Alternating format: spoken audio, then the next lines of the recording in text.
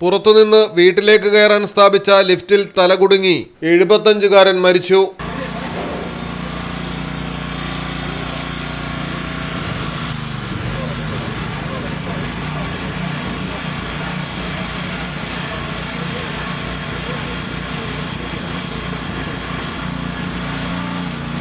പത്തനംതിട്ടയിലാണ് അപകടം നടന്നത്. Kadammanitta കല്ലേലിമുക്കിൽ KSRTC retired ജീവനക്കാരനായ മാത്തുക്കുട്ടിയാണ് ദാരുണമായി മരണപ്പെട്ടത്.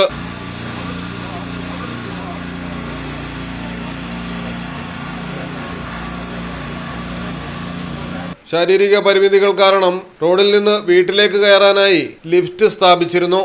വീടിന് താഴെ വരെ വാഹനമെത്തി ലിഫ്റ്റിൽ കയറിയതായിരുന്നു മാത്തുക്കുട്ടി. ഭാര്യ മാത്രമാണ് വീട്ടിലുണ്ടായിരുന്നത്.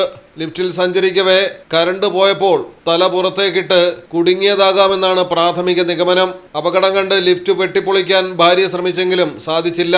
ഉടൻ തന്നെ ഫയർഫോഴ്സിന് വിവരമറിയിച്ചു. മാത്തുക്കുട്ടിയെ ലിഫ്റ്റിനിടയിൽ നിന്ന് പുറത്തെടുത്ത് ആശുപത്രിയിൽ എത്തിച്ചെങ്കിലും ജീവൻ രക്ഷിക്കാനായില്ല.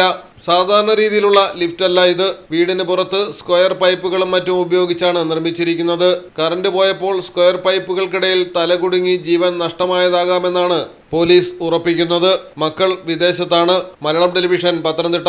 Jewelry that tells your story. തെയ്യമ്പാട്ടിൽ ജ്വല്ലറി.